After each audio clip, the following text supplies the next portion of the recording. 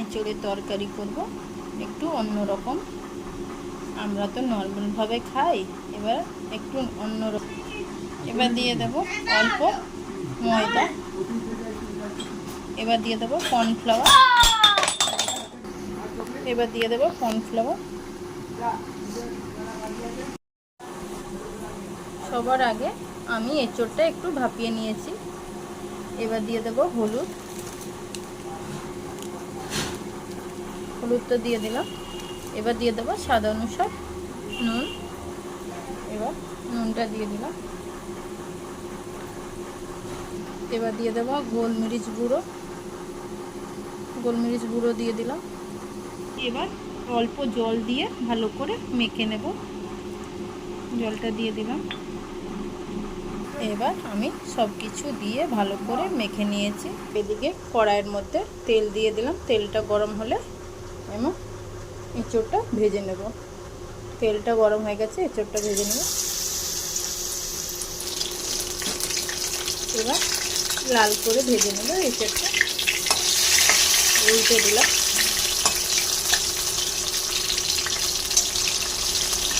এবার লাল লাল করে ভেজে নিয়েছি। বাকিগুলো এঁচোড় এইভাবে ভেজে নেব। এবার বাকিগুলোও দিয়ে দিলাম, এবার ভেজে নেব। বাকি এঁচোড়গুলো ভেজে নিলাম, এবার বের করে নেব। এবার এঁচোড় বের করে নিলাম। এবার দিয়ে দেবো পেঁয়াজ, পেঁয়াজের মধ্যে একটু জল জল ছিল। এবার হালকা করে পেঁয়াজটা ভেজে নিয়েছি। এবার দিয়ে দেবো একটা মিডিয়াম সাইজের বড় টমেটো। এবার টমেটোকে হালকা করে ভেজে নেব, একটু নরম করে নেব, নরম করে নেব। দিয়ে দেবো কাশ্মীরি লঙ্কা,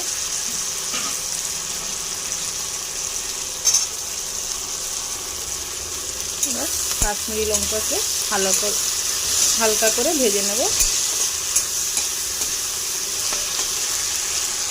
এবার অল্প মশলা দিয়ে দেবো, যে বেটে রেখেছি পেস্ট করা আদা, রসুন, পেঁয়াজ, টমেটো, লঙ্কা। এবার দিয়ে দিলাম। এবার সবজির সাথে মশলাটাকে কষিয়ে নেব। এবার দিয়ে দেবো নুন, হলুদ। এবার দিয়ে দেবো নুন, স্বাদ অনুসার নুন দেব। এবার দিয়ে দেবো কাশ্মীরি লঙ্কা, কাশ্মীরি লঙ্কা দিয়ে দিলাম। এবার দিয়ে দেবো হলুদ, হলুদ তো দিয়ে দিলাম। সব কিছু পরিমাণ মতন দিলাম। ভালো করে মশলাটা একটু কষিয়ে নেব। এবার মশলা সব কিছু একসাথে কষিয়ে নিলাম।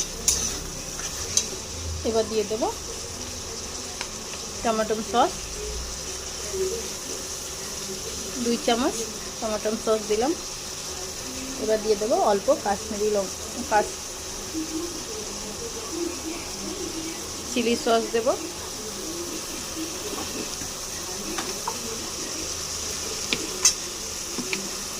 এবার দিয়ে দিলাম। এবার ঢাকনাটা ঢিলা ছিল, এবার ঢাকনাটা পড়ে গেছে। এবার আমি বের করে নিলাম। চিলি সস, টমেটো সস ভালো করে মশলার সাথে কষিয়ে নেব। এবার দিয়ে দেব অল্প জল, মাখা মাখা রান্না করব এঁচোড়।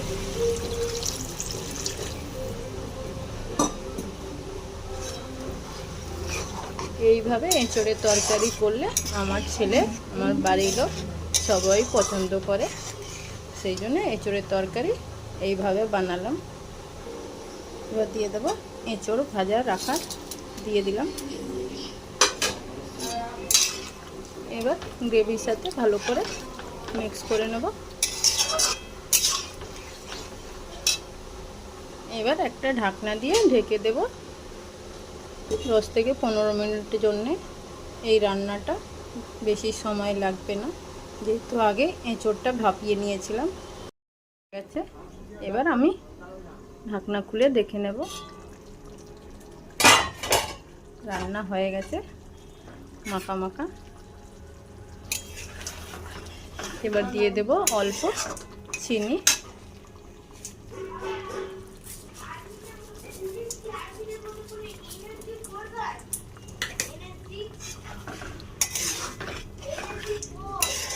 এবার দিয়ে দেব অল্প গরম মশলা।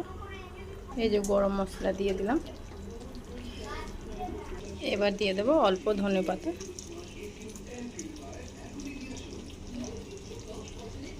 এবার ধনেপাতা দিয়ে ভালো করে একটু নাড়িয়ে নেব। এবার রান্না হয়ে গেছে। এবার গ্যাস বন্ধ করে দেব। ভিডিও ভালো লাগলে লাইক করবেন, সাবস্ক্রাইব করবেন, শেয়ার করবেন। টাটা।